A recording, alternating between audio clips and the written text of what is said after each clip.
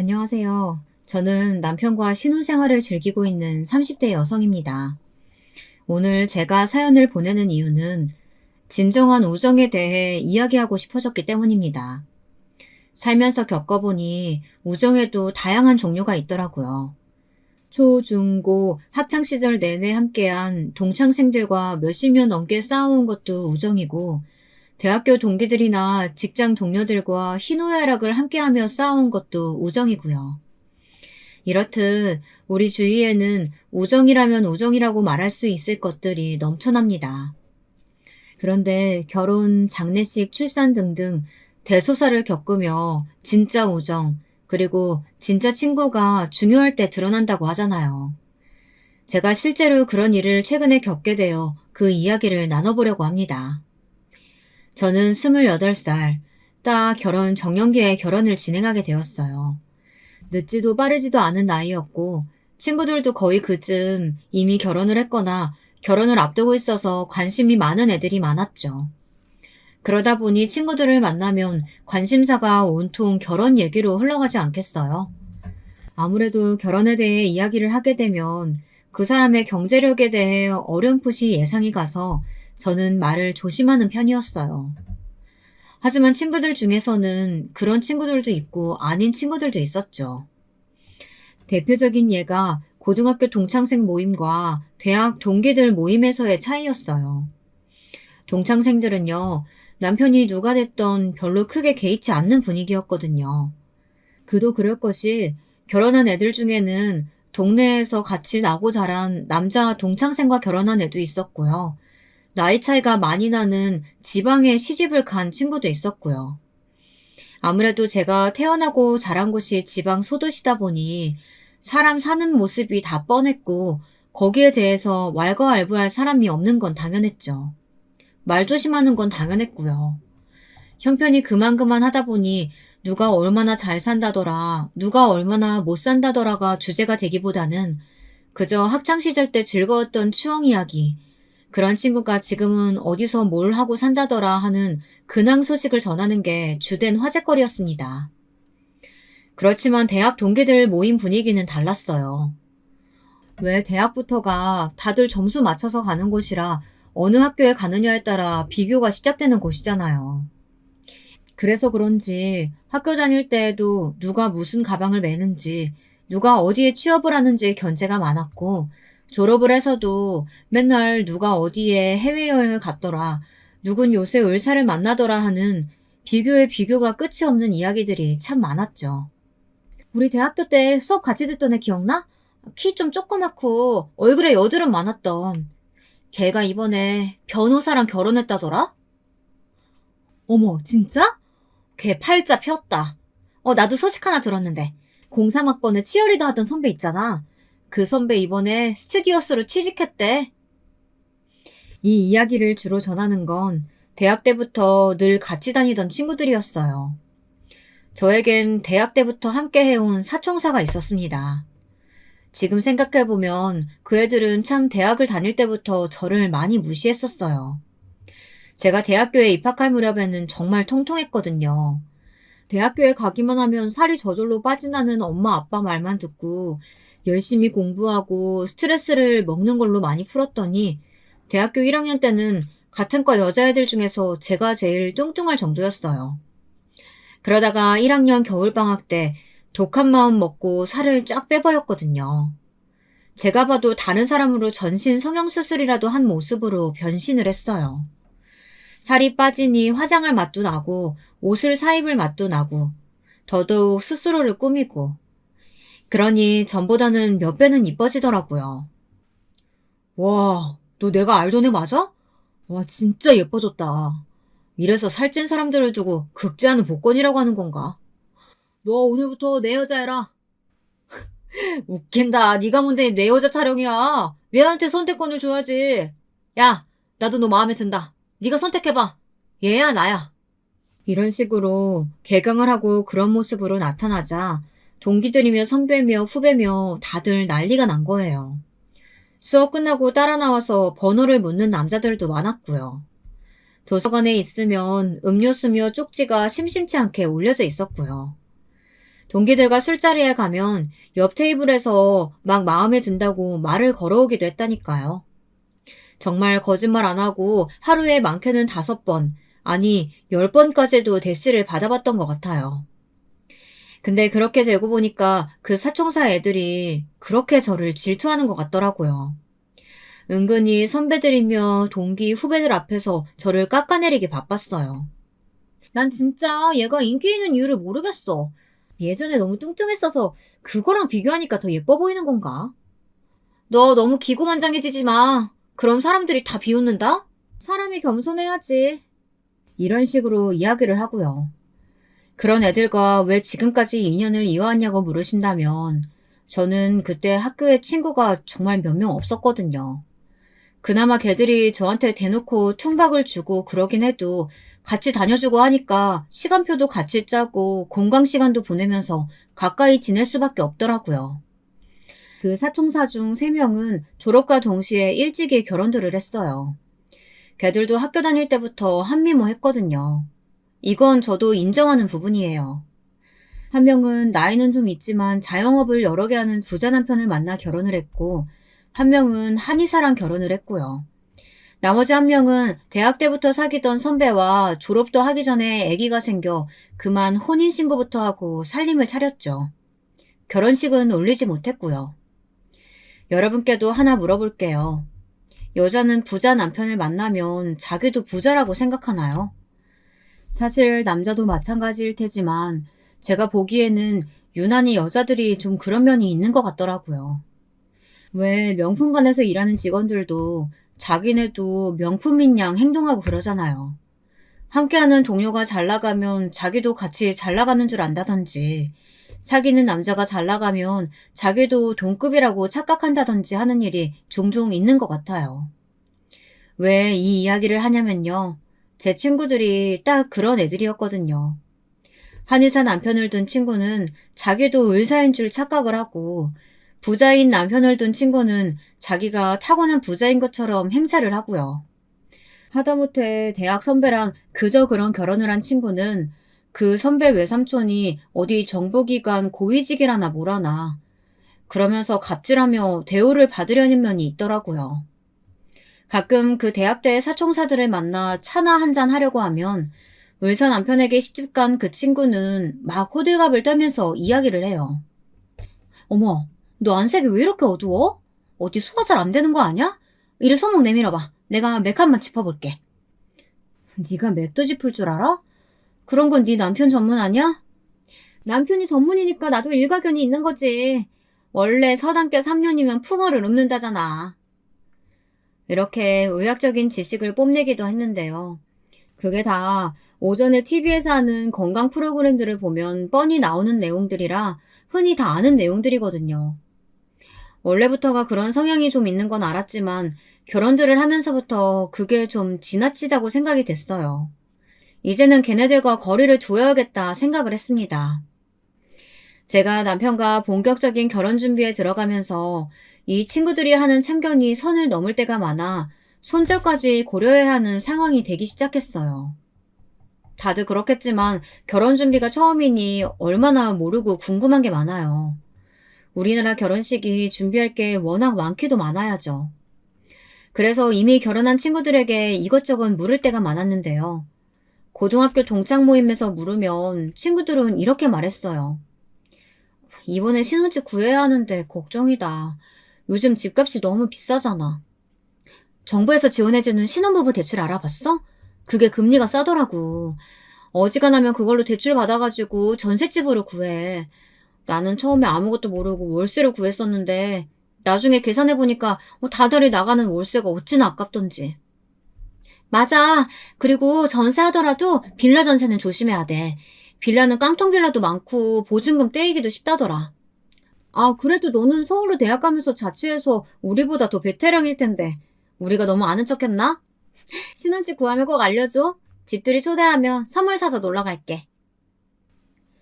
고등학교 동창생들은 현실적인 조언들도 해주고 진심 어린 걱정과 따뜻한 말들을 해주는 반면 대학교 동기들은 아주 다른 이야기를 했어요. 야, 집은 무조건 남자가 해오는 거 아니야? 그리고 최소 30평대 브랜드 아파트 정도에서는 시작해야지. 그래야 혼수 채워도 채울 맛이 나지. 안 그래? 그래. 결혼할 때 무조건 시댁에서 받을 거 많이 받아내고 너희 친정 부모님한테도 섭섭지 않게 해달라고 해. 처음부터 그렇게 받아야 나중에도 지원 팍팍 해주시지. 안 그럼 나중에 국물도 없다? 아주 욕심들이 그득그득해서 어떻게든 남편 시댁 그리고 친정에게 돈을 빼먹을 수 있는지 그 알뜰한 요령들을 설명을 잔뜩 해주더라고요. 그뿐만이 아니었어요. 결혼식 스냅 사진은 야외에서 하는지 실내에서 하는지 해외에 나가서 찍는 건 없는지 신혼 가구는 어느 브랜드에서 하는지 예물은 얼마나 하는지 명품백은 어디 것을 받았는지 신혼여행은 어디로 가는지 등등 궁금한 것도 많고 참견하고 싶은 것도 많아 했었는데요. 그게 다 왜인 줄 아세요? 본인들이 얼마나 잘난 결혼을 했고 또 잘 살고 있는지 비교하며 자랑들을 하고 싶어서였어요. 이번에 신혼여행은 어디로 가기로 했어? 글쎄, 아직 안 정했는데 동남아 쪽 한번 가볼까 해. 야, 신혼여행일수록 비싸고 화려한 데로 가야지. 동남아가 뭐니 촌스럽게. 거기다 빈민 가구 못 사는 동네라 재미도 없어. 난 신혼여행 어디로 갔었는지 알아? 하와이로 15박 16일 갔었다고. 아, 얼마나 황홀하고 재밌었는데. 그거 알아? 거기 차들은 운전석이 오른쪽에 있다? 에게게? 겨우 하와이? 나는 미국 한 바퀴 쫙 돌았는데. 라스베가스에서 간 카지노에서 내가 크게 잭팟 터뜨려가지고 막 샴페인 한 잔씩 돌리고 그랬었어. 이런 식으로 은근히 자기들을 과시하기 바쁘더라고요. 혼수나 예물도 마찬가지였어요. 결혼 반지는 어디서 했어? 나 결혼할 때 오빠랑 대판 싸웠던 게 결혼 반지 때문이잖아. 아, 글쎄, 결혼 반지를 종로에 가서 맞추자는 거야.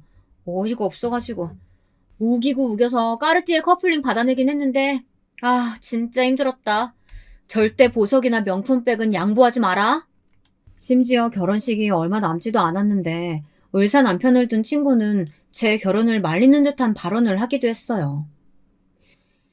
얘, 너 지금이라도 결혼 다시 생각해보는 거 어때? 솔직히 네 말만 들으면 니네 예비 신랑 뭐 사람은 괜찮지. 착하고 너한테 잘하고. 근데 네 남편 능력이 별로 없잖아. 아직도 합격 기다리고 있다며? 결혼식 바로 직전에 발표난다며. 내가 봤을 땐 너 그 남자랑 결혼하면 딱 봐도 평생 맞벌이 하면서 살아야 되는 팔자야. 그런 사람이랑 애까지 낳고 살아봐라. 남자가 경제적 능력이 없으면 같이 고달파지는 거야. 너도 다른 여자들처럼 애 낳고 몸 회복도 안 됐는데 막 복직하고 막 맞벌이 하고 싶어? 아, 게다가 애는 어린이집이며 남의 손에 맡겨지고. 여자가 돈도 벌고 살림도 하고 그러는 게 보통 쉬운 일이냐고. 이 결혼 늦기 전에 다시 생각해봐. 저는 정말 기분이 나빴어요. 맞아요. 남편은 당시 공무원 시험을 보고 있었고 1차 합격을 하고 면접까지 보고 마지막 합격 발표만을 기다리고 있었죠. 그런데 발표를 하기도 전에 초를 치는 것도 아니고 합격을 한다고 해도 제 결혼 생활이 마치 불행할 것처럼 감나라 배나라 하는 게 너무나 어이가 없었습니다. 그래서 저도 쏘아 붙여줬죠. 야, 아무리 돈이 좋다지만 그래도 난 너처럼 사랑 없는 결혼은 못하겠어. 너, 네 남편 순전히 조건 보고 결혼한 거잖아. 내가 너 대학 때 어떤 스타일 남자친구 만나고 다녔는지 뻔히 아는데 네 남편은 솔직히 나이도 많고 배 나온 데다가 대머리까지 외모 가지고 말할 건 아니지만 난 그런 결혼은 정말 못하겠다. 너는 너대로 원하는 남편 만나서 잘 살고 나는 나대로 내가 사랑하는 남편 만나서 잘 살면 그만이지. 왜 남의 결혼식에 참견질이야? 기분 나빠서 너네랑은 이제 더 못 만나겠다. 앞으로 연락하지 마. 그렇게 저는 친구들에게 절교를 선언하고 집으로 가버렸어요. 걔네랑 손절하고 나니 결혼 준비도 일사천리로 진행되는 느낌이 들었습니다. 신혼집도 마음에 드는 집으로 잘 구했고 결혼을 앞두고 남편이랑 막 대판 싸우고 그러는 경우도 많다는데 저희는 의견도 잘 맞고 손발도 착착 잘 맞아 큰 문제 없이 결혼식을 준비했습니다. 그리고 대망의 결혼식 날이 밝았습니다. 조금 긴장도 되더라고요. 신부 대기실에 앉아 하객들을 맞이하고 있는데 예상치 못한 인물들의 등장에 제 눈이 휘둥그레해졌어요. 글쎄, 초대하고 싶지도 않아 청첩장을 주지도 않았는데 대학 동기들이 결혼식에 참석한 거예요. 야, 넌 아무리 삐졌어도 그렇지. 이제 우리 안 볼 거야? 청첩장도 안 주고 섭섭하다. 그래도 우리가 이렇게 축하하러 왔어. 고맙지? 그래. 너도 우리 결혼식에 와주고 축의금도 내고 했는데 찝찝해서라도 그건 갚아야지. 나중에 뒷말 나오면 좀 그렇잖아. 아무튼 나도 축하해. 축하인지 비꼬는 말인지. 아무튼 축하 인사를 건네는 애들 앞에서 의사 남편을 둔 친구는 셀쭉하게 서 있기만 하더라고요. 입을 막 삐죽거리면서 저럴 거면 초대도 안 한 남의 결혼식에 참석은 왜 했는지 저도 쳐다보기 싫어 눈길도 주지 않았습니다. 결혼식을 마치고 남편과 함께 필요한 장을 돌아다니며 하객분들에게 인사를 하고 있을 때였어요. 걔네도 한 테이블에 둘러앉아 밥을 먹고 있더라고요. 한 명 한 명 감사하다는 인사를 하고 다니는데 걔네만 쏙 빼놓는 것도 좀 그렇고 그래도 어찌됐든 그렇게 싸우고 헤어지고 초대도 안 했는데 기왕 여기까지 시간 내서 와준 게 기특하기도 하고 그래서 거기에도 남편과 인사를 하러 갔죠. 와줘서 고마워. 덕분에 결혼식 잘 마쳤어. 여기 이분들은 누구셔? 처음 뵙는 것 같은데. 내 대학 동기들이야. 인사해. 얘들아, 여기 내 남편. 안녕하세요. 말씀 많이 들었어요. 축하드려요. 앞으로 행복할 일만 남았네요. 어색하게나마 남편도 소개시켜주고 인사를 나누고 있었는데 갑자기 의사 남편을 둔 친구가 입을 열고 순간 저는 차갑게 얼어붙고 말았어요. 어머, 안녕하세요. 말씀 많이 들었어요. 결혼 전에 공무원 시험 준비 중이시라고 들었는데 합격은 하신 거죠? 네? 아, 네. 합격했습니다. 축하해 주셔서 감사합니다. 어머나, 격경사네요. 취직에 결혼까지. 근데 듣기로 구급 공무원이라던데, 맞아요? 그것도 요새 고시라고 그렇게 오래 준비하나 봐요. 고생 많으셨어요. 그나저나 구급 공무원이면 말단 중에 말단 공무원인 거죠? 공무원 월급이 참 박봉이라고 들었는데, 뭐 한 달에 한 200은 받는 거겠죠? 남편은 그 얘기를 듣자마자 얼굴이 빨개졌고요. 걔가 얼마나 작정하고 크게 말했는지 순간 필요 현장이 싸하게 조용해지는 느낌까지 받았다니까요. 저는 황급히 상황을 수습하려고 했어요. 예, 너는 무슨 결혼식에서 그런 얘기를 해. 초면에 그런 거 묻는 건 실례지. 너네 술 한 잔씩들 했어? 취했나 봐. 어머, 자기야, 저기 우리 회사 사장님도 오셨다. 저기로 인사하러 가야겠다. 그럼 맛있게들 먹고 가. 내가 신혼여행 다녀와서 연락할게. 거기서 시댁 어르신분들, 제 가족과 친척들, 하객들도 많은데 막 따지고 얼굴 붉히고 싸울 순 없잖아요. 도망치듯이 남편의 손을 잡고 그 자리를 벗어나는 게 급선무였죠. 자리를 뜨면서 언뜻 보니 의사 남편을 둔 친구 표정이요. 아주 고소해하고 후련해 보이는 거예요. 한 방 먹였다 이런 느낌? 아주 작정을 하고 온 거죠, 애들이. 걔네 때문에 저는 신혼 첫날 밤부터 남편에게 아주 굽신굽신 사과를 해야 했어요. 자기야, 미안해. 쟤네가 원래 학교 다닐 때부터 날 질투하고 그러긴 했었어.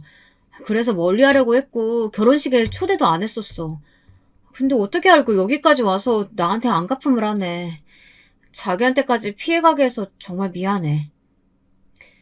안 그래도 내가 열받아서 진짜 걔네 뭐야? 진짜 말을 해도 너무 막말들을 하더라. 당연하지. 걔네는 다신 상종도 하지 마. 진짜 생긴 것부터가 기분 나쁘더라. 그렇게 할게. 미안해. 다행히 남편은 처음 있는 일이기도 하고 그 친구들과 앞으로 안 만난다고 하니 넘어간다곤 했지만 문제는 시댁 어른들이었어요. 결혼식장에서 제 친구들이 남편을 무시하는 발언을 한 걸 시댁에서 아시고는 정말 노발대발 하셨습니다. 대체 너는 인맥 관리를 평소에 어떻게 하길래 그런 상스러운 것들이 친구라고 와가지고 식장에 와서 입을 놀리게 하니? 난 살다 그런 천박한 말은 처음 들어봤다. 우리 집안이 그런 말 들을 집안도 아니고 우리 애가 그런 말 들을 짓 한 것도 하나도 없다. 성실하고 착실하게 공부해서 자기가 하고 싶은 꿈 비로소 이루게 됐는데 뭐? 월 200밖에 못 버는 못난이 취급을 해? 그것도 새 출발하는 남의 부부 결혼식장에 와서? 내 친구들이며 친척 어르신들 다 불쾌하고 화난다고 한마디씩 보태는데 나 또한 얼굴 화끈거려서 죽는 줄 알았다. 나 역시 너희 시어머니랑 같은 입장이야. 너도 나중에 자식 낳아보면 알 게다. 내 자식이 어디 남의 입방아에 함부로 오르내리는 걸 부모가 듣게 되면 얼마나 속이 상하는 줄 아니? 내 보기에 그 친구들 관상도 그렇고 옷차림이며 행동거지가 영 어울리면 못쓸 친구들인 것 같더구나. 절대 가까이 하지 마라. 그렇게 저는 결혼하자마자 시어머님, 시아버지에게 눈물이 쏙 빠지도록 흠씬 혼인하고 말았어요. 그런데 여러분, 그 일이 거기에서 끝났다면 제가 이렇게 사연을 보내지도 않았겠죠. 세상에 사람들 입이란 게 얼마나 무서운지 그날 결혼식장에서의 일을 계기로 제 친구들이며 지인들에게 아주 이상한 소문이 돌기 시작했습니다. 신혼여행을 다녀와 출근을 했는데 왠지 사람들 분위기가 이상한 거예요. 좀 수군수군 되는 것 같기도 하고 친한 같은 팀 직원에게 물어봤더니 글쎄 제 남편에 대해 안 좋은 이야기가 퍼지고 있는 겁니다. 내 개인적인 느낌인지 모르겠는데 요즘 사람들 분위기가 좀 이상하다. 나만 보면 무슨 얘기하다가 말고 자리 뜨는 게 내 얘기하는 것 같아. 혹시 뭐 아는 거 있어? 안 그래도 언니한테 얘기할까 말까 고민하고 있었는데 언니는 당사자니까 알고 계셔야 할 것 같아서 이야기해드리는 거예요. 언니 결혼식 이후로 사람들이 자꾸 언니 뒷이야기하는 것 같아요. 특히 언니 남편분에 대해서 말이 아주 많아요. 응? 우리 남편? 대체 무슨 얘긴데? 언니가 모자라도 한참 모자라는 결혼을 했다는 거예요. 남자네는 집이 찢어지게 가난한 데다가 대학 나와서도 정신 못 차리고 게임 중독에 술 중독에 그나마 언니가 학원비 생활비 다 대줘가면서 뒷바라지해서 9급 공무원 만들어서 결혼한 거라고요. 친정 부모님이랑 친구들도 그 결혼 결사반대했는데 언니가 그 남자한테 너무 푹 빠져가지고 앞으로 고생길 화난데 스스로 뛰어든 결혼이라고. 그렇게 말들이 많더라고요. 어머, 그런 이야기들을 해? 미쳤나 봐. 그거 다 사실 아니야. 내가 그런 결혼을 왜 해? 네, 저도 그렇게 생각하고 또 그런 이야기하는 직원들한테 아니라고 설명했어요. 근데 당사자가 아니다 보니까 별로 믿지도 않는 눈치더라고요. 언니가 한번 나서서 해명해주는 게 좋지 않을까요? 말 같지도 않은 소문이라서 나서서 해명하기도 궁색하네. 알겠어. 내 조만간 자리 한번 만들어 볼게. 저희 시댁이 찢어지게 가난하다뇨. 정말 말도 안 되는 이야기입니다. 제 입으로 말하기 민망하고 자랑질 같아 굳이 나서서 떠벌리진 않았지만 저희 시댁이요. 우리나라에서 알아주는 자산가에 속합니다. 우리나라에서 내노라는 금융권에 종사하시는 분이 저희 시아버님의 아버지예요. 아버님도 대대로 금융권에 종사하고 계시고요. 게다가 아버님은 외국까지 유학 다녀오신 재원이고요. 어머님도 국내 유수의 선박회사 딸이고요. 남편 형들 모두가 다 MBA를 마쳤고 박사 학위들은 기본으로 가지고 계세요. 지금은 인터넷에 이름만 검색해도 결과가 나오는 인재들이에요. 그런 집안의 막내 아들이 웬 9급 공무원이냐고요? 사실 저희 아버님 생전 큰 소원 중 하나가 언젠가 공천되어 정치활동을 하는 거예요. 저희 시댁이 돈은 무지무지하게 많아서 이제 바랄 것도 없으니 슬슬 명예를 얻는 쪽으로 눈을 돌리시는 거죠. 그러다 보니 언젠가 국회의원이 되기 전에 집안에 공무원 자식 한 명쯤은 있어야 정치 행보를 펼치기에 있어 조금 수월할 것 같다고 아버님께서 생각하시고 먼저 제안을 하신 거예요. 남편도 지금은 공무원이지만 차근차근 단계를 밟아 정말 나라에 큰 결정을 하는 요직을 차지하고자 마음을 먹고 있고요. 혹시라도 뒷말이 나올까봐 일부러 9급부터 시작하긴 했지만 아버님의 재력에 어머님 집안의 인맥까지 힘입으면 7급, 5급, 사무관까지는 깔아놓은 꽃길을 그대로 밟고 가는 거나 다름이 없어요. 그런데 이런 이야기들이 도니 참 기가 막히더라고요. 나서서 해명을 해야 하긴 하겠는데 그렇다고 제 입으로 설명을 하자니 듣지도 않을 것 같고 들어봤자 믿지도 않을 것 같고요. 게다가 정말 유치하잖아요. 여러분, 사실 저는 시댁이 엄청난 부자고요. 나중에 우리나라에서 내노라 하는 큰 인물이 될 사람의 와이프입니다. 이렇게 떠들고 다닐 수는 없잖아요. 그래서 저는 결심했습니다. 헛소문을 낸 근원인 저희 동창 친구들과 회사에서 말 많기로 소문난 여자 직원들을 불러 직접 눈으로 보여주기로 했어요. 저희 시댁의 엄청난 재력을요. 그러기에 앞서 먼저 남편에게 양해를 구했습니다. 여보, 우리 다음 주나 다다음 주쯤에 집들이 한번 할까? 집들이? 난 좋지. 좋은데 당신 괜히 이런 큰 집 사는 거 자랑하는 것 같아서 좀 그렇다고 집들이는 안 하고 싶다고 했었잖아. 왜 갑자기 마음이 바뀌었어? 사실 그 결혼식 때 대학 동기들이 떠들어댄 것 때문에 이상한 소문이 도는 것 같아. 회사에도 그렇고 대학 동창들 사이에서도 그렇고. 글쎄 사람들이 뭐라는 줄 알아? 우리 부부가 바보 온달과 평강공주래. 자기 집이 찢어지게 가난하고 자기는 빈둥빈둥 놀고 먹길 좋아하는 한량의 백수인데 내가 뼈 빠지게 뒷바라지에게서 만든 게 고작 9급 공무원이란 소문이 돌더라니까. 뭐? 그것도 자기 대학 동기들이 낸 소문 아니야? 아, 네, 이것들을 그냥. 뭐, 걔네가 결혼식 때 벌인 행패 때문에 퍼진 말들이니까 근본적인 원인은 걔네들이 맞지. 그러니까 자기야, 나 지고는 못 사는 성격인 거 알지? 아무래도 본때를 보여줘야겠어. 다음 주에 아예 걔네를 초대해가지고 성대하게 집들이 하면서 입이 떡 벌어지게 만들어버리는 거야. 그 잘났다는 의사 남편, 부자 남편 다 초대해서 말이야.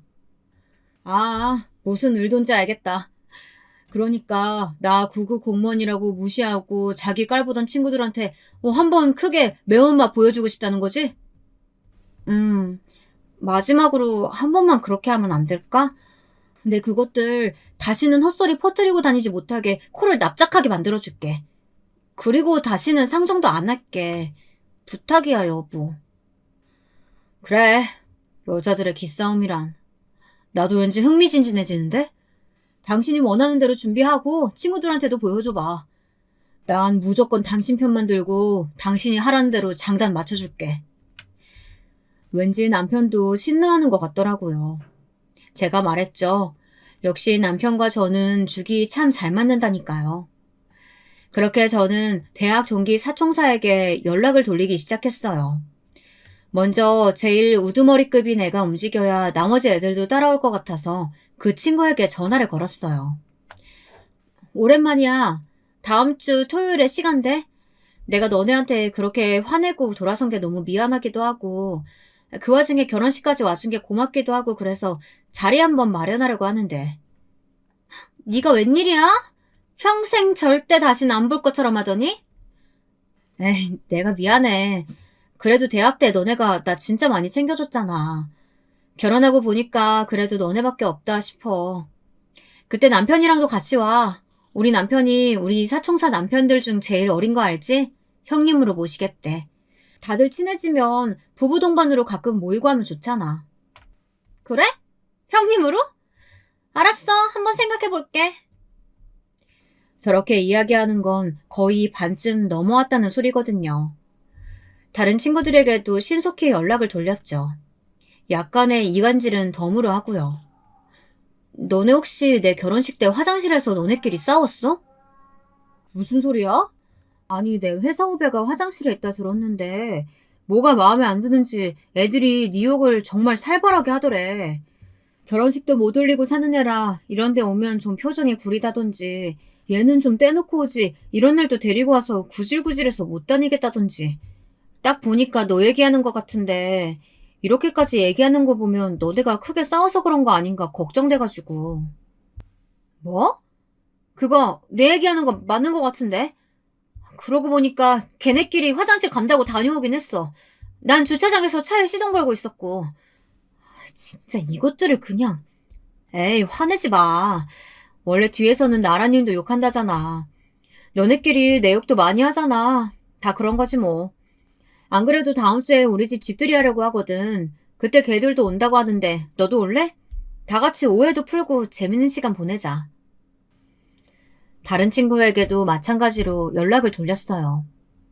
다음 주에 우리 집 집들이 할게. 놀러와. 니네 집이 어딘데? 한남동에 새로 생긴 펜트하우스 알지? 거기 맨 꼭대기층으로 오면 돼. 뭐? 거기가 너네 집이야? 말도 안 돼.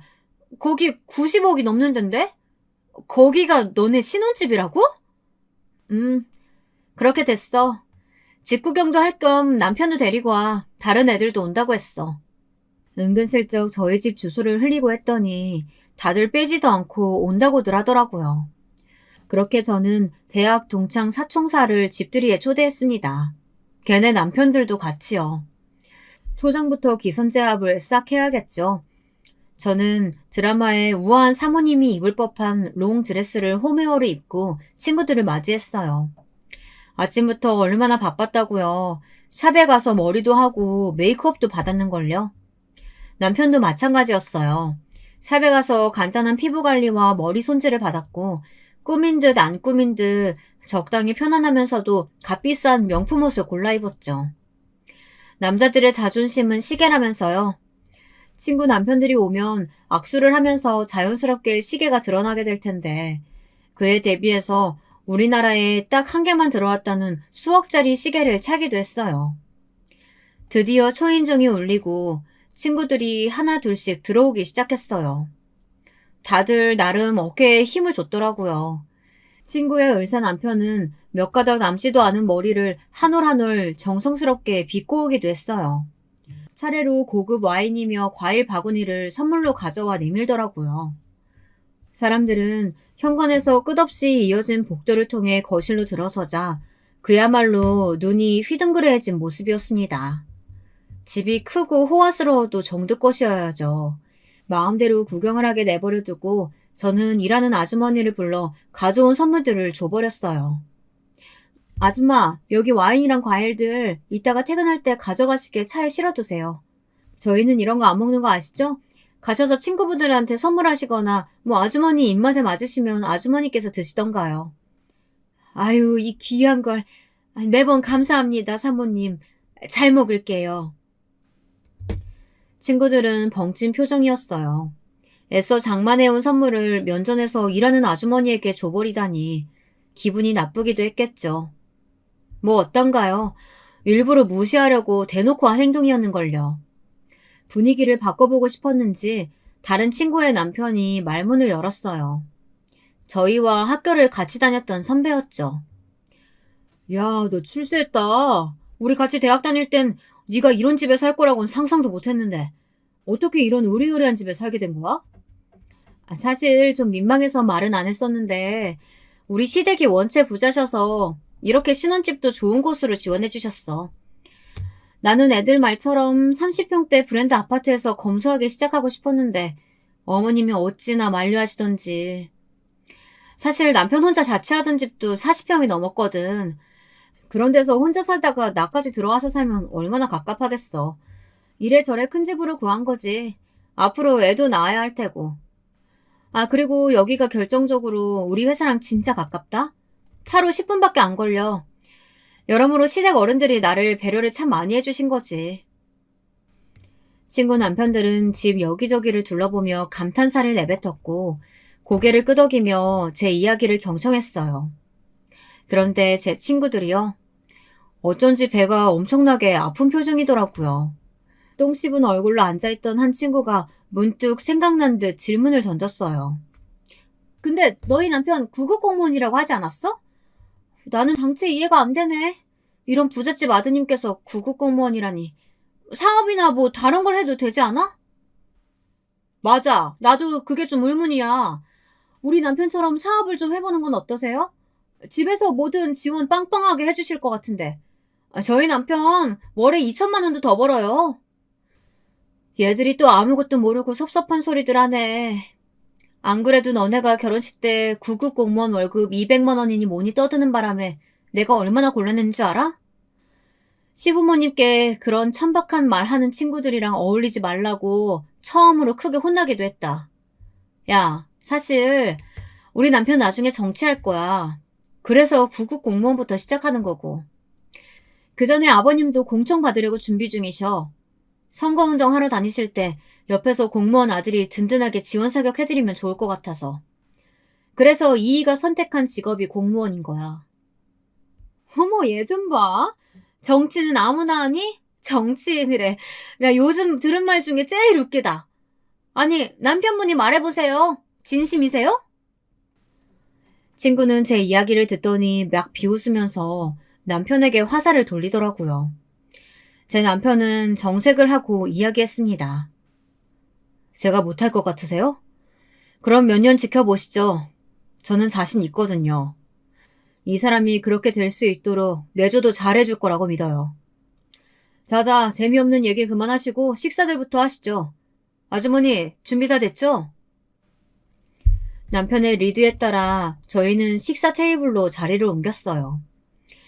오늘 요리는 코스로 준비했어. 차려놓고 먹는 것보다는 바로바로 아주머니들이 속도 맞춰서 준비해 주실 거야.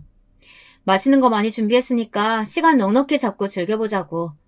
우리 샴페인도 한 잔씩 할까? 저희 아주머니들이 가져다 주신 샴페인을 보고 친구들이며 남편들은 입이 떡 벌어지더라고요. 한 병에 100만 원을 호가하는 비싼 술이었거든요. 그렇게 술잔을 한 잔, 두 잔 기울이다 보니 다들 술이 제법들 취했더라고요. 저도 좀 취기가 올라왔고요. 그런데 웃긴 게 뭐였는지 아세요? 제 부자 남편에 대해 알기 전에는 그렇게 저를 무시하고 깎아내리던 애들이 이 집에 초대를 하고 기가 팍 꺾이자마자 이제는 다른 친구를 표적으로 삼아 막 무시하고 그러는 거예요. 아, 대낮부터 샴페인 마셨더니 좀 취하네. 야, 너 거실 가서 내 가방 좀 가져와봐. 화장 좀 고쳐야겠다. 너는 손이 없어, 발이 없어? 네 가방 네가 가지고 와. 왜 뜬금없이 나를 시켜? 뭐? 가져오라면 가져올 것이지 무슨 말이 많아. 아, 내 가방 가져오는 김에 네 가방도 가져와서 좀 거울 좀 봐. 너 이빨에 뭐 꼈어. 이게 보자 보자 하니까 사사건건 나 무시하네. 야, 너네가 평소에 나 무시하는 거 내가 모를 줄 알아? 안 그래도 내가 오늘 따지려는 것도 있어.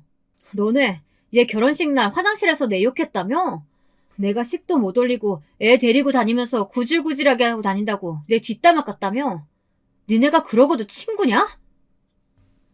막 그러면서 자기네들끼리 싸우기 시작하는 겁니다. 급기야 친구들의 싸움은 남편들의 싸움으로까지 번지기 시작했어요. 뭐? 얘 말이 사실이야? 너네 정말 그렇게 이야기했어? 틀린 말도 아니잖아. 오빠가 얘 졸업도 하기 전에 임신시켜서 얼마나 고생 많이 시켰어. 아, 쟤도 이런 집에 시집 왔으면 고생 하나 모르고 살았으래요.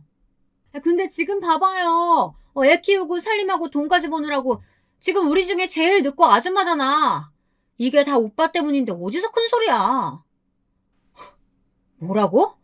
인연들이 말이면 단줄 아나. 아, 이보세요. 인연이라니. 그래도 남의 와이프한테 인연 전연 하는 건 좀 말들이 심한 거 아니에요? 그렇게 식사 자리는 막 싸움이 나서 아수라장이 되어가고 있었는데 일하시는 아주머니가 혼비백산을 하셔서 호들갑을 떨며 와서 저에게 말을 하기 시작했습니다. 사모님, 드레스룸에 있던 목걸이가 없어진 것 같아요. 아까 깨끗이 닦아달라고 하셔서 닦으려고 갔는데 아무리 찾아도 없어요. 분명 1시간 전에 저한테 이야기하실 때까지만 해도 그땐 있었는데. 네? 아, 그 다이아 목걸이 말이에요? 어머나, 큰일이네. 그게 얼마짜린데. 저, 제가 이런 말 드려도 되는지 모르겠지만, 저 친구분이요. 저 친구분이 좀 수상한데, 혹시 가방 좀 잠시 확인해도 될까요? 아주머니가 난데없이 지목한 친구는 의사 남편을 둔 친구였습니다. 그 친구는 얼굴이 순식간에 빨개지면서 발끈해서 소리를 빽 질렀어요. 어머, 이 아줌마 미친 거 아니야? 지금 내가 그 목걸이 훔쳤다는 거예요? 나 아니에요. 정말 기분 나빠서 더는 못 있겠네. 야, 너 돈 좀 있는 남편 만났다고 이렇게 돌변해서 사람 무시하는 거 아니야. 네 자랑질 지금까지 참고 들어주느라 힘들었는데 이런 도둑 취급까지 하다니 더는 못 참겠다. 여보, 가요. 나 집에 갈게. 막 화를 내며 자리에서 일어나려는 친구를 아주머니가 막아 세웠습니다. 그리고 친구의 가방을 낚아채서 탈탈 털어버리는 거예요. 그런데 그 순간 짤그랑 소리를 내면서 대리석 바닥에 떨어진 건 다름 아닌 제 목걸이였습니다. 어머, 이거 내 목걸이잖아. 어머, 이게 왜 여기 들어가 있지? 나 아니야. 내가 훔친 거 아니야. 사실 그 친구는 대학 때부터 안 좋은 손버릇이 있다는 걸 저는 알고 있었어요. 없이 살았던 것도 아닌데 은근히 어딜 가나 뭘 훔치기를 좋아하더라고요. 그게 약간 스트레스를 해소하는 하나의 방법 같기도 했어요. 워낙 무력이 많기도 많은 애고요. 그런 애라는 걸 미리부터 알고 있어서 제가 일부러 화장실에 그 친구의 눈에 잘 보이는 데다가 그 목걸이를 놓아둔 거예요. 손을 씻으러 갔다가 그 목걸이를 받겠고 훔치지 않고서는 참을 수가 없었겠죠. 그러고서는 이렇게 친구들이며 남편 앞에서 개망신을 당하게 된 거예요. 아니 남편분, 병원이 잘 안 되시나 봐요? 저는 제 결혼식에서 제 공무원 월급 가지고 그렇게 무시하시길래 남편분이 원체 돈을 잘 버시는 줄 알았는데 이렇게 친구 집에 와서 뭘 훔치기까지 하는 거 보면 얼마나 궁핍한 생활 하시는 거예요? 그치만 이건 범죄예요. 이 목걸이 얼마짜린 줄 아세요? 1억이 넘는 건데. 경찰에 신고해야겠어요. 그거 말고도 또 훔쳐서 옷 속에 집어넣으셨으면 저희가 수색해볼 수도 없고. 당장 경찰 부를게요. 경찰을 부른다는 말에 그 친구는 사색이 돼서 막 빌기 시작하더라고요. 제가 큰 실수했어요. 정말 죄송해요. 술이 좀 많이 취했었나 봐요. 제가 한눈에 보기에도 고가의 다이아가 박힌 목걸이라 그걸 그런 화장실 같은 데 막 두면 안 될 것 같아서 나오면서 가져다 주려는 걸 가방에 넣고 까먹은 거예요. 죄송해요. 근데 맹세코 이거 말고는 손댄 거 없어요. 정말이에요. 사과할 게 그것뿐이야? 그동안 사사건건 나 무시한 거, 결혼식에서 작정하고 공무원 월급 들먹인 것도, 그것도 다 당장 사과해. 그래, 내가 다 미안해. 잘못했어. 다신 안 그럴게. 그렇게 망신이란 망신은 다 하고 번갈아 가면서 사과를 마친 후에야 친구들은 집으로 돌아갔습니다. 참 사람이란 게 간사하죠. 제 남편과 제가 그런 으리으리한 집에서 부자로 사는 걸 알자마자 애들은 그렇게 전화를 걸어 돈을 빌려달라고들 하더라고요. 어느 날은 의사 남편을 둔 친구가 전화를 걸어와서 친한 척을 하며 막 급전이 필요하다는 거예요. 있지. 나 급하게 1,000만 원만 빌려줄 수 있을까? 은행 이자료 해서 빌려주면 정말 고맙겠어. 왜? 무슨 일인데? 사우나 갔다가 나도 모르게 다른 사람 가방에 손을 또 대버렸거든. 근데 그게 일이 커져서 그쪽에서 나를 고소한다고 난리도 아니야. 하나밖에 없는 엄마 유품이라나 뭐라나. 난 그것도 모르고 집에 가는 길에 지하철에 어디 쓰레기통에 버려버렸어. 합의금 해줘야 되는데 남편 알면 정말 나 죽어. 이혼감이야. 한 번만 더 훔치다 뭐 걸리면 가만히 안 둔다고 했었거든. 주변에 이렇게 큰돈 바로 빌려줄 수 있는 사람이 너밖에 없어서 그래. 나 좀 도와주면 안 될까? 도와주긴 뭘 도와줍니까? 이참에 남편한테 호되게 욕을 얻어먹든 유치장 신세를 지든 해서 그놈의 도벽을 좀 고쳤으면 하는 바람에서 깔끔하게 거절을 해버렸습니다. 이런 게 참 우정이죠. 그러고 며칠 후에는 부자 남편을 둔 친구가 연락을 해왔지 뭐예요. 우리 남편이 이번에는 베트남에서 사업해보려고 하거든. 그쪽에서 커피 체인점 하면 그게 그렇게 승산이 있대. 혹시 너희 시댁에서 투자금을 좀 융통할 수 있을까? 지분 설정은 확실하게 할게. 너네 시댁도 커피 체인점 주주 되는 거야. 혹시 알아? 잘 되면 막 전 세계로 뻗어나갈지. 그리고 말이 나와서 하는 얘긴데 혹시 너희 시댁분들 중에 베트남 쪽으로 인맥 있는 사람은 없을까? 당연히 있고 말고요. 저희 시어머님의 외조카가 여러 나라에서 외교관 일을 하는걸요. 베트남에서도 몇 년 주재원으로 있었다고 들었는데요. 그분을 통하면 고급 인맥과도 연이 닿을 수 있겠죠. 그러나 그것도 깔끔하게 거절하고 알려주지 않았습니다. 네 부자 남편 그렇게 자랑하더니 왜? 사업이 요새 어려워? 근데 우리 남편은 사업 쪽에는 원체 관심이 없어서 미안한데 도와주긴 힘들겠다. 마지막 남은 친구도 몇 번 연락이 오긴 했어요. 야, 네가 보기에도 내가 아줌마 같아? 우리 중에 제일 늙었어? 아, 피부과 가서 주름이나 쫙 한번 펴볼까? 너 다니는 데 있어? 나도 같이 데리고 가주라. 아, 걔 의사 남편이 피부과 전문이라고 하지 않았나? 우리 거기로 가자.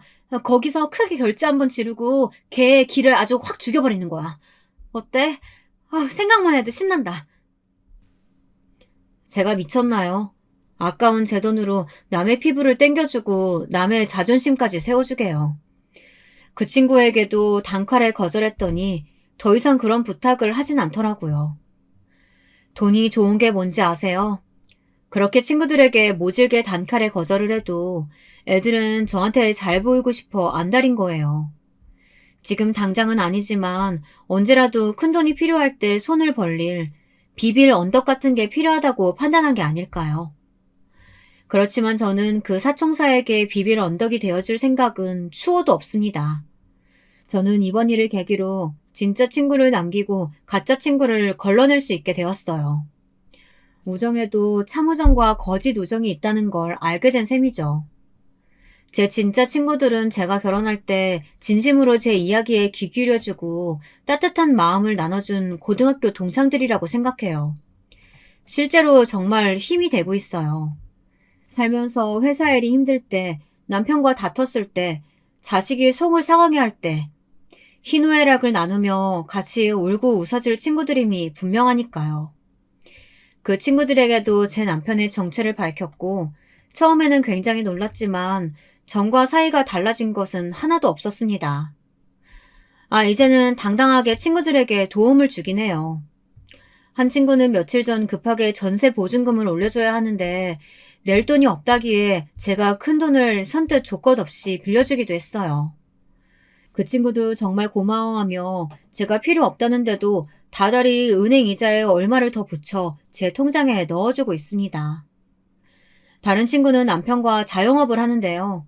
얼마 전까지 코로나 때문에 소상공인들이 참 힘들었잖아요. 제 친구의 가게도 큰 타격을 입었었는데 그 친구를 위해 그 가게 매출을 올려주려고 저도 무척 노력했어요. 제 친구들, 회사 사람들, 남편 인맥을 동원해서 손님이 끊이지 않게 했고 저 역시 기회만 되면 그 식당에 가서 결제하고 가게 일을 돕기도 했어요. 덕분에 어려운 와중에도 장사할 맛이 난다며 아직도 친구 부부는 저희에게 참 고마워하고 있습니다.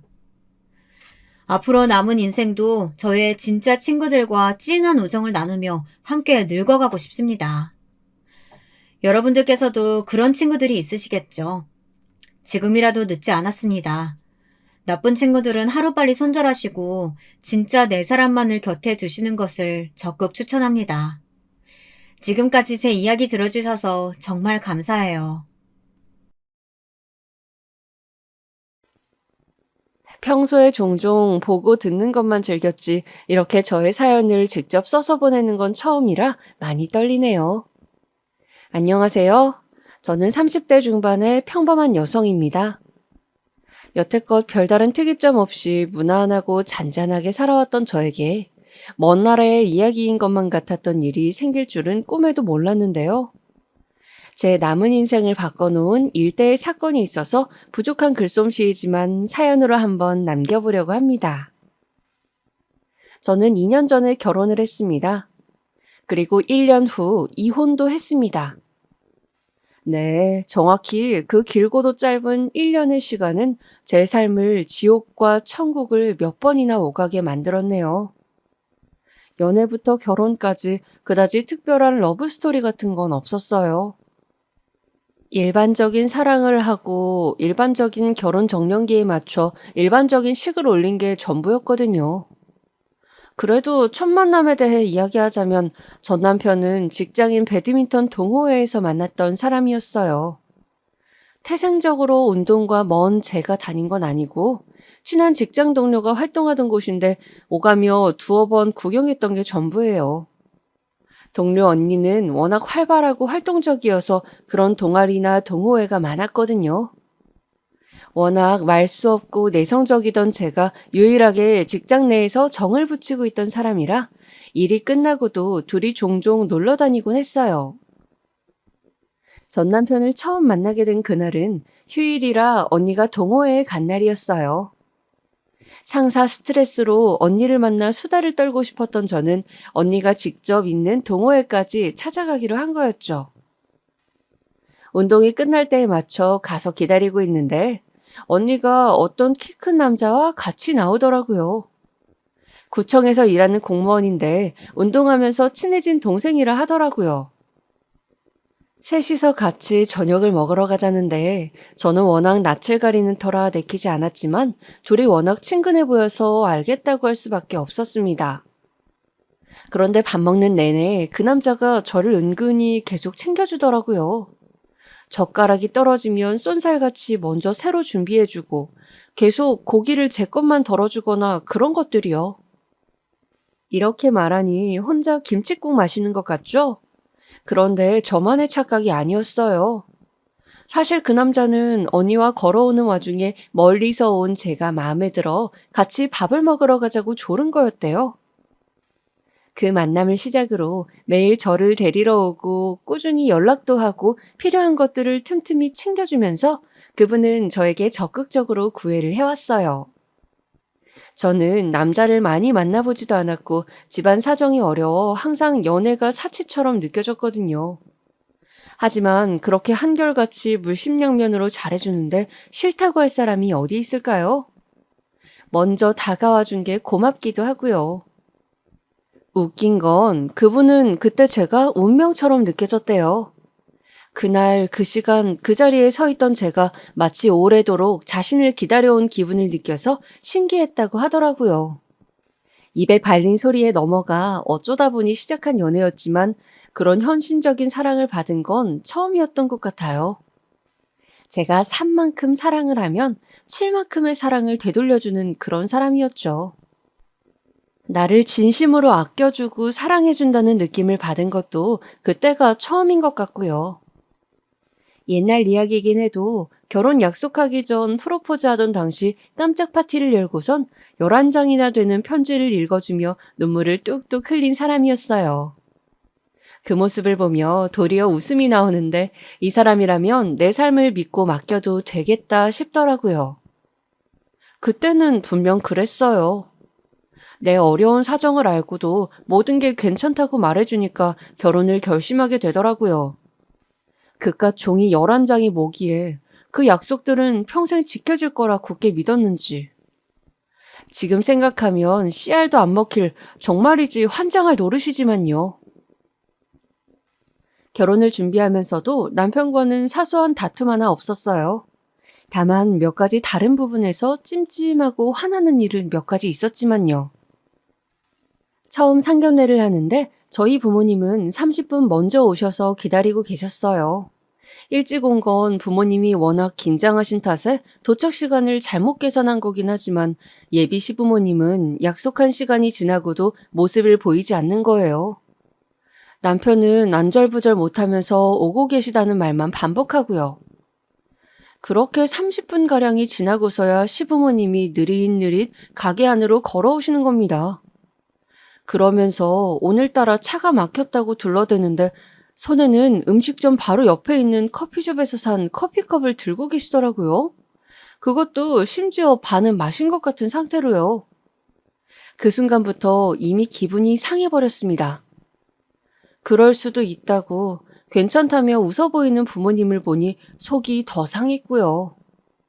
그때 당장 결혼을 물렀어야 했는데 말이죠. 사람은 되돌릴 수 없는 걸 알면서도 매번 후회를 하네요. 식사를 하면서는 분위기도 나쁘지 않게 흘러갔어요.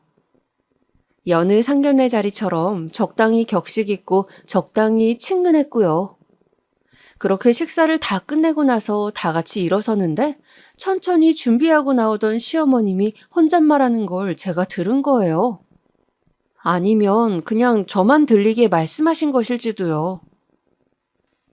아휴, 밖에서 식사하면서 이렇게 곤욕스러운 건 처음이네. 네? 어머님 혹시 어디 불편하셨어요? 아니, 시간이 지나서 하는 말인데 분위기도 그렇고 메뉴도 좀 그렇고 좀 형편없긴 하잖니. 아무리 사정이 어렵다고 해도 그렇지 이건 좀 그렇네.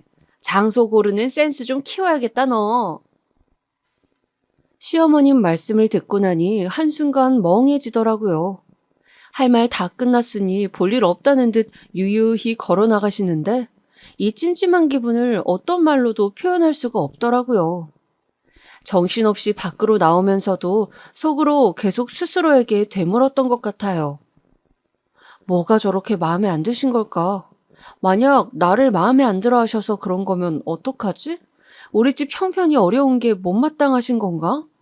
앞으로 얼마나 자주 마주치며 살아야 할까? 내가 어머님과 평생을 함께 오순도순 지낼 수 있을까? 답은 없고 고민과 의심으로만 머릿속이 꽉 차 있는데 어느새 신랑이 다가와서 모든 걸 알고 있다는 듯 제 손을 꼭 잡아주는 겁니다. 오늘 힘들었지? 혹시나 마음 상한 일 있었다면 미안해. 다음엔 자기가 신경 쓸 일 없도록 내가 더 많이 노력할게. 그 몇 마디 말로 얼었던 마음이 조금이나마 풀어지는 것 같았어요. 이런 식이면 앞으로 그 어떤 다툼이 있더라도 원만하고 현명하게 해결해 갈 수 있지 않을까 싶더라고요. 조금 더 예민하게 고민했었다면 다른 선택을 했을 수도 있었을 텐데, 그땐 오히려 확신을 갖게 하는 기회가 되었네요. 그 후로 크고 작은 일들을 거치고 거쳐서 우리는 만난 지 1년 만에 결혼을 하게 되었습니다. 달라진 건 많지 않았어요. 시부모님 연락에 신경 쓰게 되었고 함께 사는 사람이 생겼고 유부녀가 되었다는 자각 정도요. 다만 평소 기대치가 높은 편이 아니긴 했지만 신혼생활이 생각보다 더 로맨틱하진 않다는 사실에는 조금 울적해졌습니다. 사랑하는 사람과 함께 눈을 뜨고 함께 눈을 감는 일상이 정말로 낭만적일 줄 알았는데요. 나와는 평생을 다르게 살아온 사람과 하루아침에 같이 살게 되고 맞춰나가는 게 도통 쉬운 일은 아니더라고요. 정적인 생활을 좋아해서 최소한의 움직임으로 살아온 저와 달리 남편은 인생을 제대로 즐기겠다는 자세로 굉장히 활동적이었거든요. 연애할 땐 이렇게 반대점들이 재미있고 좋았는데 결혼하고 나니 하나같이 전부 다 거슬리고 불편하게 느껴지는 거예요. 하지만 그 당시엔 그렇게 안 맞는 점뿐이어도 서로를 사랑했기에 견딜 수 있었던 것 같아요. 당장은 막막해도 몇 년, 몇십 년을 함께 하다 보면 언젠가는 꼭 맞는 부부로서 살아갈 거라고도 믿었어요.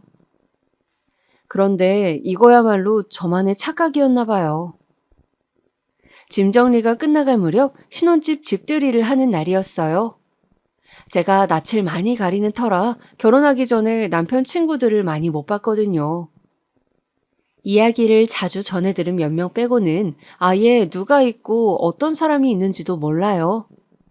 그렇지만 결혼하고 나서 맞이하는 첫 집들이니까 저도 꼭 대접하고 싶었어요.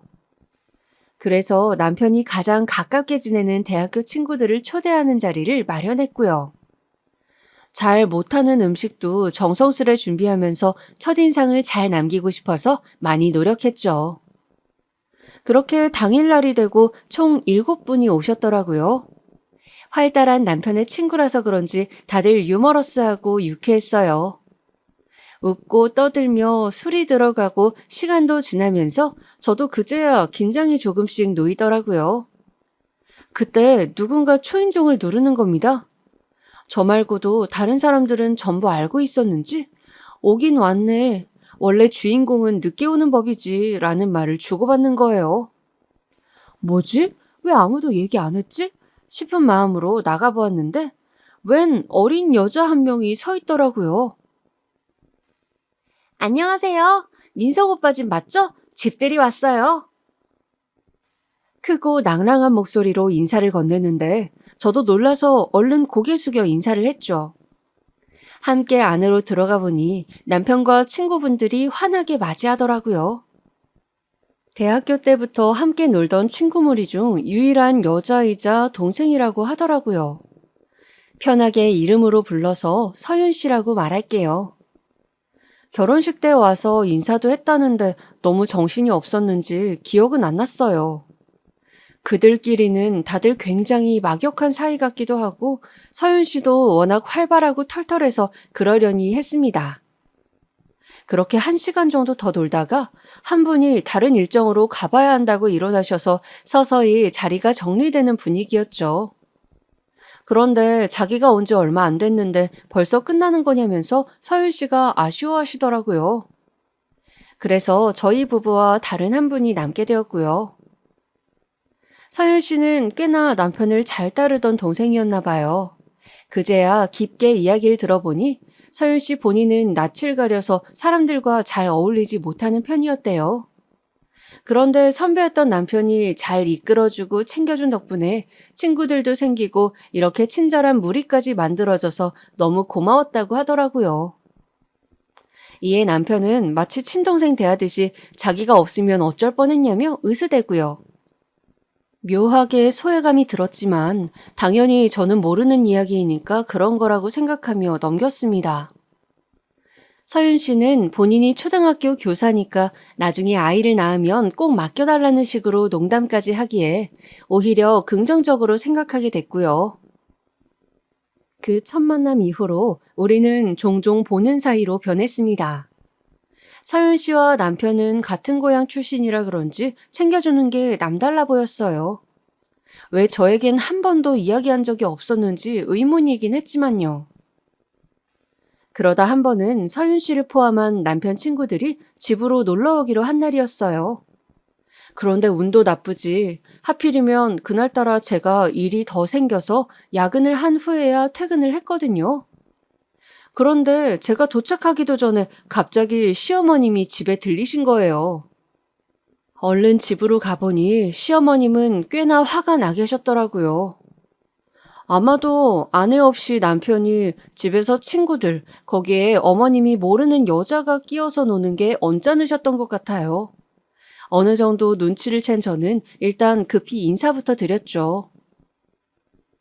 어머님, 안 그래도 연락드리려고 했었는데 어쩐 일로 오셨어요?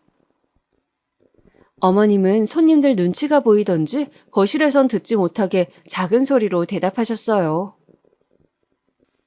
어쩐 일은 무슨, 뭐 좀 전해주러 왔다.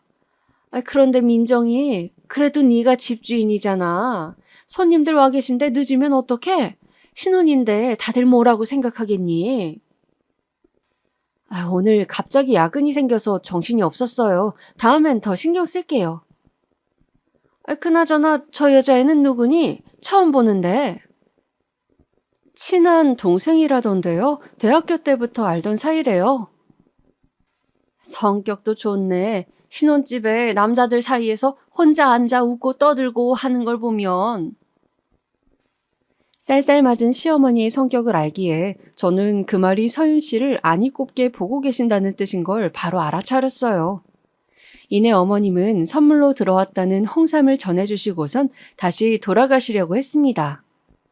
그러자 서윤 씨가 부엌으로 살짝 오더니 어머님께 밝게 인사를 하더라고요. 안녕하세요, 어머님. 저 민석 오빠 대학교 후배예요. 인사가 늦었습니다. 아유, 그래요? 안 해도 그만인 인사인데 늦을 것까지야. 어머님도 같이 이야기 나누다가 가시는 건 어떠세요? 다들 분명 좋아할 텐데. 됐어요. 마음에도 없는 소리를 못하러. 그럼 놀다가 가요. 어머님은 뭐가 또 그리 마음에 안 드셨는지 민망한 듯 미소를 보이는 서윤 씨를 두고 호련히 밖으로 나가버리셨던 기억이 나네요. 그러고 나서도 서윤 씨는 종종 친구들과 함께 저희 집에 놀러 오곤 했습니다. 우리 사이는 어디까지나 아는 사람 그 정도였지 좀처럼 가까워지지 않았어요. 처음엔 그저 성향이 안 맞나 싶었어요. 그러고 나서 몇 달 후 코로나로 인해서 저는 재택근무로 바뀌게 되고 집에서 보내는 시간이 많아졌습니다. 지나가는 식으로 남편에게 월급이 줄어들까봐 걱정이다. 차라리 나가는 게 낫겠다라며 대수롭지 않게 이 이야기를 했더니 안 그래도 적은 월급인데 줄어들 게 있냐고 묻더라고요. 말투는 딱히 문제될 거 없었지만 저는 뭔가 빈정이 상해서 반박했죠. 적게 버는 거 아니다. 이 정도면 이 나이의 평균이다 라고요. 그랬더니 결혼할 때 가지고 온 게 별로 없으면 눈치껏 더 크고 좋은 직장으로 옮기는 게 일반적이지 않느냐고 하대요. 저 부모님 건강이 편찮으셔서 집안 형편이 어려워졌지만 여태껏 모아온 돈으로 신혼집 빼고는 나머지 전부 다 평균치 맞춰서 해결했어요. 예단도 현금으로 맞춰보냈고 혼수도 부족함 없이 했고요. 다만 집은 남편이 결혼하자고 할 때부터 본인이 알아서 해결하겠다고 했었고 저희 집 상황 뻔히 다 알기에 큰소리치던 부분이었고요. 어느 정도는 대출받아서 구했고 그 돈은 저도 일정량 함께 갚아나가고도 있었어요. 이제 와서 갑자기 저렇게 본인이 전부 준비한 척, 양보한 척 하니까 어이가 없었어요. 말실수라고 넘어가고 싶었지만 아마도 속으론 내내 본인이 빚진다는 생각을 해왔던 거겠죠. 그 순간 어머님이 상견례 때 하셨던 말씀이 불현듯 떠올랐습니다. 분위기도 그렇고 메뉴도 그렇고 좀 형편없긴 하잖니. 아무리 사정이 어렵다고 해도 그렇지 이건 좀 그렇네. 설마 시댁 안에서 우리 집 상황에 대해 처음부터 끝까지 공유를 했나라는 생각이 들었지만 괜히 이런 걸로 싸움을 크게 만들고 싶지 않아서 그만두었죠. 전보단 아니었지만 남편은 여전히 저에게 잘했고 처음엔 같이 살면서 맞지 않았던 부분도 이젠 조금씩 서로에게 맞춰가고 있다고 생각했거든요. 얼마 후 오랫동안 만나지 못했던 직장 동료 언니를 간만에 보는 날이었어요. 결혼식 이후로 한 번도 보지 못한 탓에 나를 잡고 이런저런 수다를 떨었는데 언니가 제 결혼식에서 인사한 사람이 배드민턴 동호회에 가입했다고 하더라고요. 처음엔 제 지인인 줄 알아서 그러냐고 하고 넘기려 했는데 촉이란 게 정말 무서운 거 있죠? 지난번 만났을 때 남편이 한 말이 갑자기 생각나더라고요. 서윤 씨가 운동을 배우고 싶어 하는데 혼자 하면 금방 그만둘까봐 고민 중이라고 했다고 지나가듯 이야기했거든요. 혹시 이름이 서윤이야? 너도 역시 알고 있었구나. 민석이 친구 맞지? 결혼식 때 계속 옆에서 자리를 지키길래 난 또 친동생인 줄 알았거든. 아는 동생이래. 그럼 동호회에서 둘이 같이 운동해? 아무래도 보통은 그렇지. 왜? 신경 쓰여? 아니, 뭐, 딱히. 따지고 보면 나보다도 먼저 알았던 동생이기도 하고, 둘이 노는 거 보면 그냥 친남매가 맞거든. 아무리 그래도 남편의 친한 동생을 신경 쓰는 게 좀스러워 보일까봐 저는 애써 표정 관리하며 넘어갔어요. 그런데 만남이 끝나고 돌아가는 길에 언니한테 금방 또 전화가 오더라고요. 뭘 두고 갔나 싶어서 전화를 받았는데 언니가 말하길 네가 신경 쓰일까봐 얘기 안 하고 있었거든. 나는 두 사람 다 알고 있는 입장에서 이런 말 하는 것도 조심스럽고. 그런데 사실 좀 그래. 서윤 씨랑 뭐 같이 운동할 수야 있지. 친한 오빠 동생 사이니까. 그런데 둘이 같이 왔다가 같이 나가더라고. 그냥 내내 계속 붙어있다고 보면 돼. 우리 다 민석이 결혼한 거 아니까 장난스럽게 놀리면 걔는 남동생 같은 동생이라면서 웃어 넘기거든? 그런데 그때마다 서윤 씨는 전혀 웃음기가 없단 말이지. 그게 참 그래. 느낌이라는 게 항상 맞을 순 없지만 확률로 따졌을 땐 꽤나 들어맞잖아. 그 이야기를 듣고 저는 당장 어떤 말도 할 수 없었어요. 갑자기 가슴이 꽉 막힌 듯 말이 안 나와서요. 알겠다고 고맙다고 말하고선 서둘러 전화를 끊고 집에 돌아와 누워서 곰곰이 생각을 해보았습니다. 그런데 여태껏 제가 그분을 만나면서 어딘가 불편하고 마음이 무거웠던 게 한 번에 설명이 되는 것 같더라고요. 남편과 서윤 씨의 관계에 대한 이야기가 나올 때마다 남편은 항상 농담으로 웃어넘기는데 그런 남편을 보는 서윤 씨의 표정이 어딘가 석연치 않았던 그 미묘한 느낌이요. 서윤 씨는 분명 남편을 이성으로 여기고 접근해온 거라는 결론밖에 나오질 않았습니다. 일반적으로 생각하자, 의심하지 말고 최대한 이성적인 생각을 하자라며 애써 스스로를 다독여봐도 이 의심을 해결하지 않으면 제가 더 이상 그 사람들을 마주할 수 없겠더라고요. 그래서 남편에게 언제 오냐고 바로 전화를 해보았는데 하필 또 동호회 모임이 끝나고 밥을 먹으러 갔다고 하더군요. 누구랑 먹냐고 물었더니 그 사람이 지금 바로 앞에 있는 건지 대답을 안 하더라고요. 다시 한번 누구랑 있냐고 물었습니다. 그랬더니 시어머니랑 서윤 씨랑 먹고 있다고 하더라고요. 정말이지 기가 차서 여자와 단둘이 있는 자리여도 어이없었겠지만 그 자리에 시어머님이 있다는 말에 귀를 의심할 수밖에 없었습니다. 모르는 사람과 식사를 할 정도로 열려있는 분은 아니라고 생각했거든요. 심지어 두 사람의 첫 만남이 그리 유쾌하지 않았던 걸 알고 있기도 했고요. 그래서 저도 모르게 그 음식점으로 갈 테니 주소를 부르라고 했어요.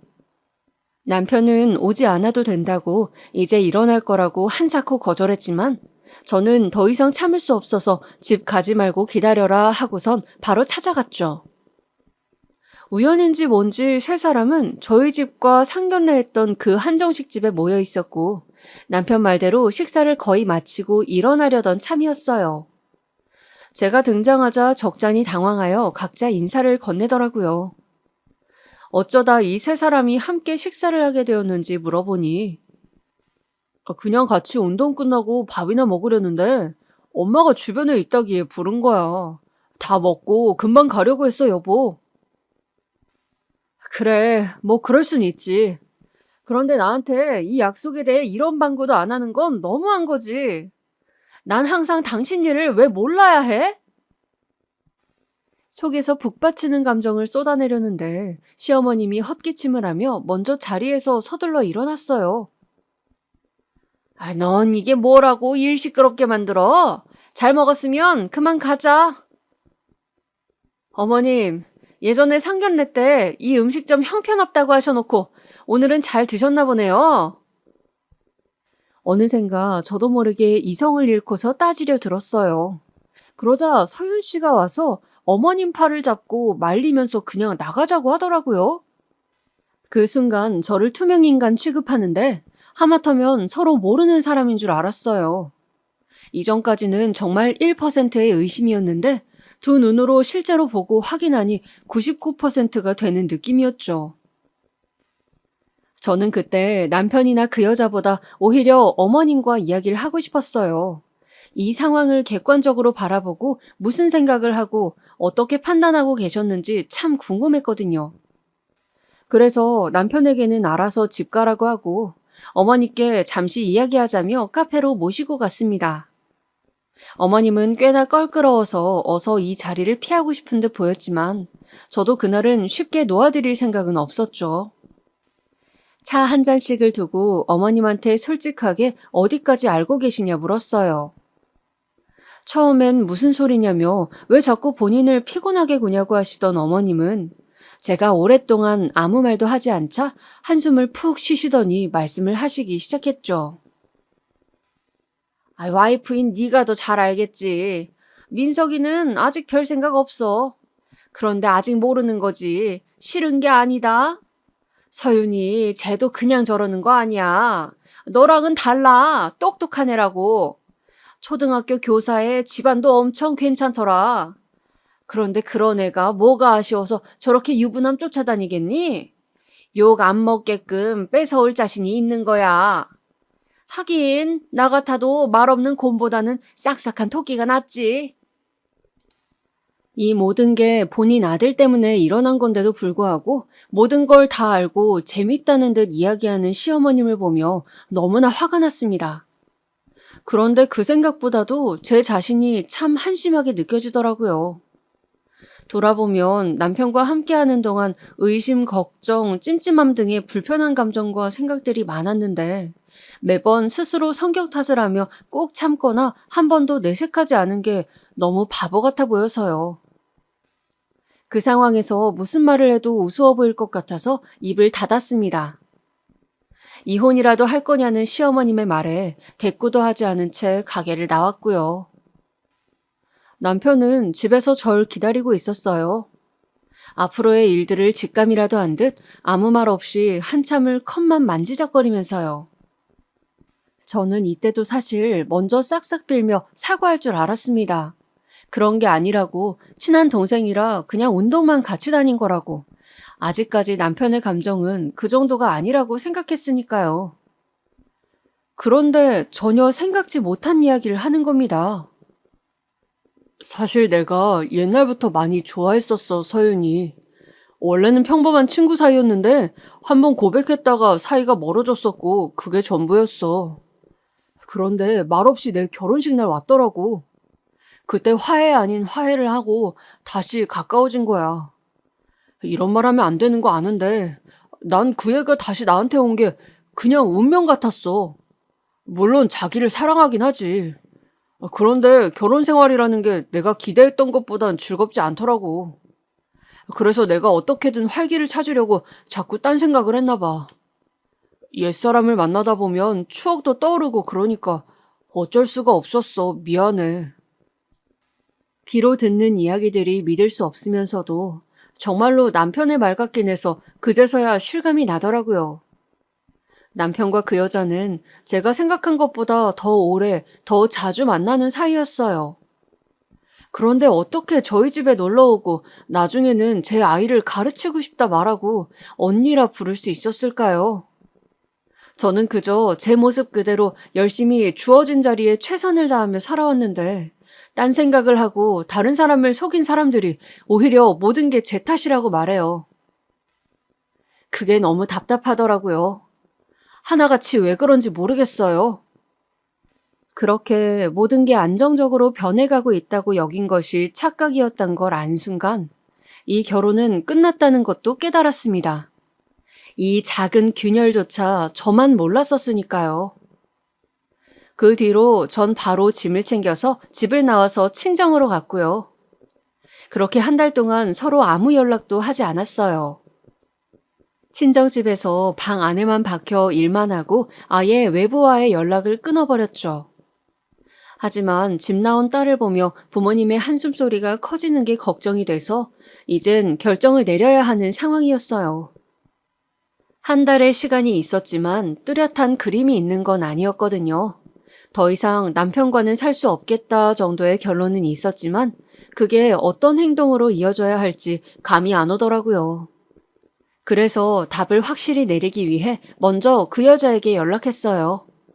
남편과의 사이를 알게 된 이후 처음 만나는 거였습니다. 꽤나 보았던 사이였음에도 자리에 서로 마주 앉으니 정말 낯설더라고요. 하지만 여전히 낭랑하고 발랄한 모습은 그대로였습니다. 매번 언니라 부르며 친근하게 대해줬었는데 이런 사이가 될 줄은 몰랐네요. 물론 저만 그렇게 생각한 거겠지만요. 한 달이나 지나고 나서야 연락 주신 거 보니 역시 언니답다고 생각했어요. 차분하고 또 신중하고.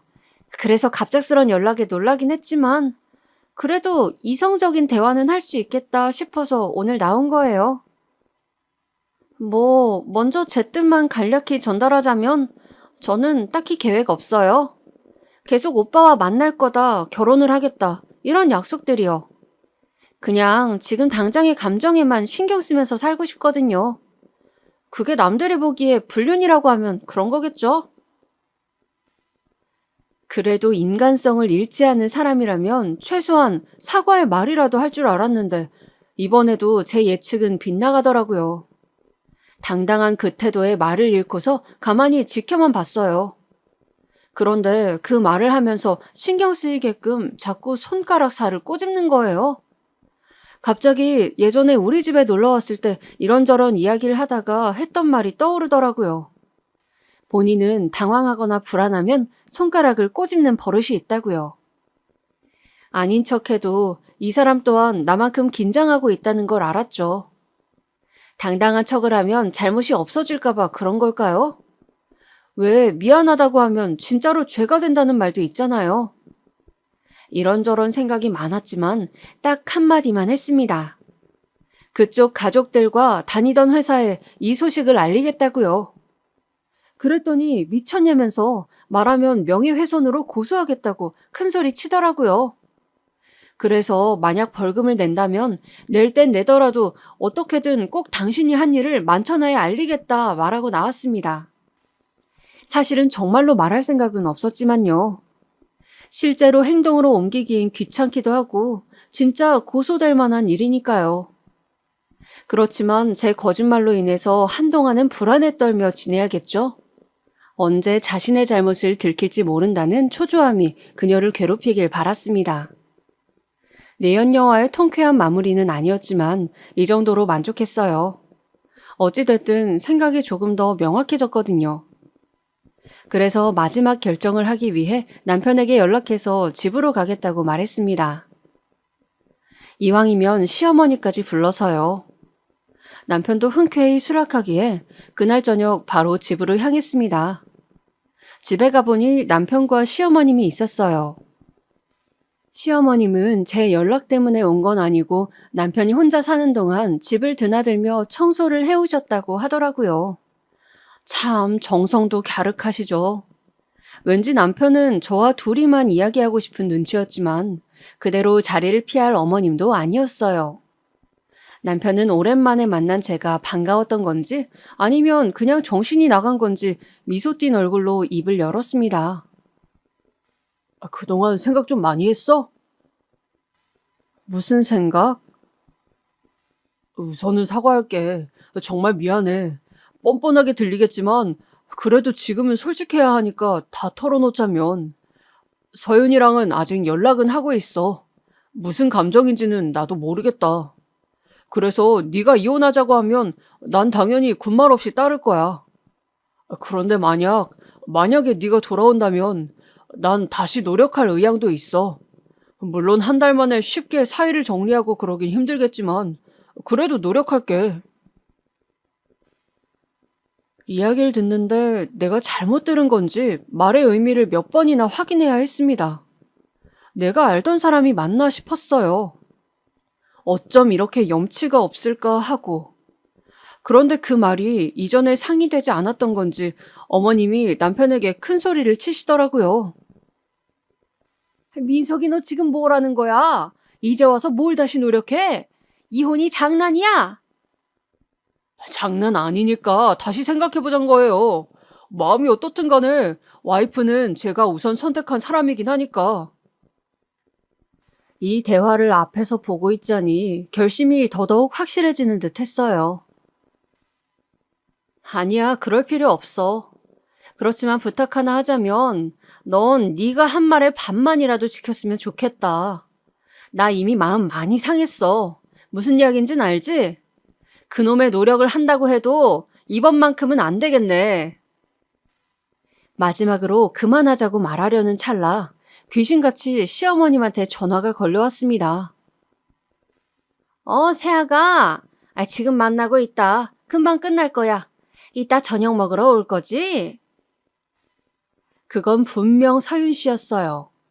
어머님은 그 짧은 통화로 너무나 분명하게 본인의 태도와 의견을 보여주신 거예요. 이렇게 제가 앞에 뻔히 있는데 다른 여자에게 새아가라며 한껏 친절한 목소리를 내는 모습을 보니 또 한 번 속은 느낌이더라고요. 이렇게 잘 지내면서 무슨 노력을 한단 건지 어머님도 남편의 그 말이 우스웠는지 저에게 직접 확인시켜준 거겠죠. 결국 전 그 자리에서 그만두자고 말했습니다. 대신 그쪽 과실로 헤어지는 거니 이 집에 있는 혼수들과 예단 돌려주고 위자료로 정신적 피해 보상을 달라고 했어요. 원만하게 합의 안 해주면 내가 할 수 있는 최대한 힘을 끌어모아서 뜯어낼 거라고 말이죠. 이제 알겠네. 너 처음부터 그게 목적이었지? 이래서 사람 하나 잘못 들이면 집안이 풍비박산 난다는 거라고. 형편없는 집안인 거 다 알고서도 받아줬더니 말이야. 뻔하네. 돈 빼내갈 생각에 그동안 신났었겠지. 재수없는 년. 짧은 시간 안에 수많은 폭언이 이어졌고 저와 다시 한번 잘 살아보고 싶다던 남편은 꿔다 놓은 보릿자루 마냥 듣고만 있었습니다. 그러니 저도 듣고만 있을 순 없죠. 어머님, 저 아직 이혼 안 했으니까 말은 가려서 해주시고요. 지금 제가 잘못해서 이사단이 나는 건가요? 부잣집 며느리 새로 얻는다고 아무리 신이 났어도 사리분별은 하셔야죠. 까먹으셨을까봐 다시 한번 이야기하는데 제가 아니라 이 사람 때문에 이혼하는 거예요. 그렇게 간신히 한마디 한마디를 내뱉고선 그곳을 뛰쳐나왔습니다. 집으로 돌아가는 길에 다리가 풀리는 탓에 멈춰서서 얼마나 울었는지 몰라요. 내가 왜 이런 모욕감을 받아야 하는지, 내가 대체 무슨 잘못을 한 건지 도통 알 수 없어서요. 맞아요. 이건 아주 간단한 문제예요. 처음부터 남편은 저를 온전히 사랑하는 게 아니었고, 시어머니는 제가 본인 성에 안 찼던 거죠. 이 두 가지는 확실했기에 제 선택에 있어서 후회는 없지만 상처받은 마음은 이미 너덜너덜해졌으니 미칠 것만 같았어요. 그 당시 제가 할 수 있는 건 어떻게든 그 짐승 같은 사람들에게 오늘 내가 받은 수모를 되돌려줄 날만 다짐하는 것밖엔 없었네요. 그렇게 이혼을 하고 1년이 흘렀습니다. 그동안 어떻게 시간을 보내온 건지 모르겠어요. 몸이 부서질 정도로 정신없이 바쁘게 지내왔거든요. 이혼 후 저는 더 큰 직장으로 새로 이직을 했어요. 일에 집중한 덕분인지 다행히 더 나은 조건으로 옮길 수 있었죠. 그리고 많진 않지만 위자료로 받은 돈과 모아둔 돈, 대출을 껴서 부모님과 가게도 하나 냈어요. 몇 년 전까지만 해도 부모님이 음식점을 하셨는데 최근 사이 건강이 나빠진 탓에 접었었거든요. 그 장사를 다시 한번 시작하게 된 거예요. 예전에도 단골이 많았던 가게를 다시 내자 운 좋게도 이야깃거리가 됐는지 입소문이 나서 엄청 잘 되고 있어요. 덕분에 몇 달 만에 제가 투자한 돈 이상으로 수익을 낼 수 있었죠. 그 사람과 헤어진 뒤 거짓말처럼 제가 손대는 일 전부 좋은 성과를 내는 걸 보니 재수없는 놈은 제가 아니라 남편이었던 게 아닐까 싶네요. 요즘에 이혼은 그렇게 대수로운 일이 아니라곤 하지만요. 아직까진 이혼녀라고 해서 안쓰러워 보이는 것도 싫고 혹시나 마주칠 수도 있는 전 시댁 사람들 앞에서 궁핍해 보이기도 싫어서 차도 마련하고 혼자 자취도 시작했습니다. 결혼하기 전보다 더욱 제 삶을 가꾸는데 집중하고 있어요. 동료였던 언니는 그동안 간간히 만나면서 전 남편의 소식을 전해주었네요. 그런 사람을 소개시켜준 게 모두 본인 잘못이라며 말을 아끼던 언니였지만 제가 계속 물어봤기에 답을 해주곤 했어요. 전 남편은 같은 직장을 계속 다니고 있었는데 회사 안에서 불미스러운 일에 엮여서 직위 해제를 당했다고 하더라고요. 동호회는 불륜 소문이 퍼져서 둘 다 그만두었다고 하고요. 아마도 언니의 공이 큰 것 같아서 내심 고맙더라고요. 아마도 정직을 당한 것도 이런 소문들과 연관돼 있지 않을까 예상은 했지만 물어보진 않았습니다. 그리고 서연 씨는 결혼을 했다고 들었습니다. 시시하게도 전 남편과는 아니었고요. 그것도 예상 못한 결말은 아니지만 시어머니가 얼마나 진노했을지 불보듯 뻔해서 그거 하나 궁금했네요.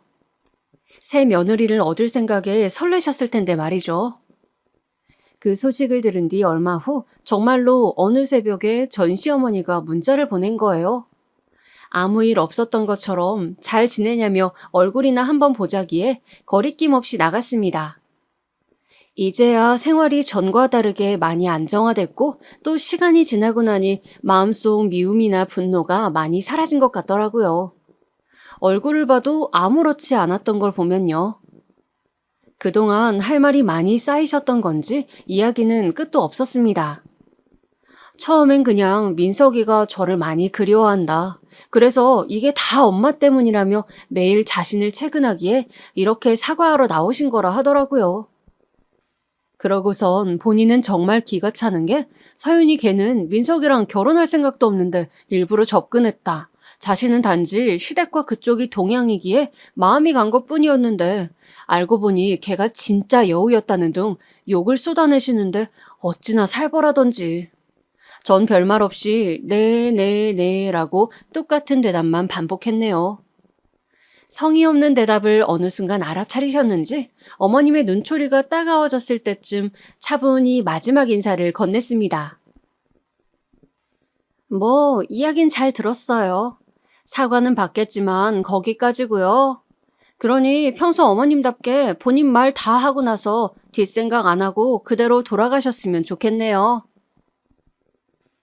하고 싶은 말은 많았지만 말싸움을 하기엔 쓸데없이 입 아플까 싫더라고요. 그만 가려고 일어나는데 말을 이해 못하셨는지 끝까지 붙잡으시기에 귀찮아서 댁까지 데려다 드린다고 했네요. 그걸 또 긍정적인 의미로 해석하신 건지 그럼 가면서 이야기하자고 말씀하시더라고요. 웃긴 건 그 다음이에요. 바로 주차장으로 가서 차를 찾았거든요. 그런데 제 차가 벤츠인 걸 보시고 갑자기 걸음을 멈추시더라고요. 좋은 차라는 건 누가 봐도 아닐까요? 그러면서 또 얼굴이 붉어지시더니 본인 아들 위자료로 이렇게 호의호식했냐며 큰 소리를 치면서 본성을 보이시는 겁니다. 역시나 슬프게도 사람은 쉽게 변하지 않네요.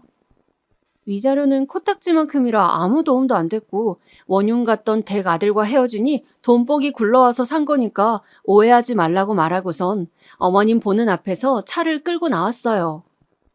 당신 아들에게 보고 듣고 말한 걸 모두 떠드는 분이니 저를 만난 이야기도 꼭 전 남편에게 전달해 주셨길 속으로 바랬네요. 끔찍한 과거긴 하지만 그래도 봐온 정도 있고 이제는 마음속 상처를 덜어내고 싶어서 오늘 만남이 나쁘게 끝나진 않길 바랐는데 이제 그 집과는 정말로 영원히 안녕이에요. 여기까지가 저의 결혼부터 이혼까지 다사다난했던 지난 날들에 대한 기록입니다. 저도 이렇게 글로 써보고 다시 또 읽어보니 저도 결코 평범한 삶만을 살아오진 않았네요. 그동안 뭐 하나 쉽지 않은 하루들이었지만 그때도 지금도 제 선택에 후회는 없었어요. 그때가 있기에 저는 조금 더 희망찬 미래를 그릴 수 있게 됐으니까요. 앞날을 어떻게 장담할 수 있냐만 그럼에도 제가 늘 꿈꾸던 삶의 여유를 되찾기 위해 최선을 다하려고 합니다. 제 소신껏 제 자리에서 열심히 살아갈 계획으로요. 우리 모두 얼굴도 모르는 먼 사이지만 이 글로 인해 수많은 분들과 인연이 되었네요.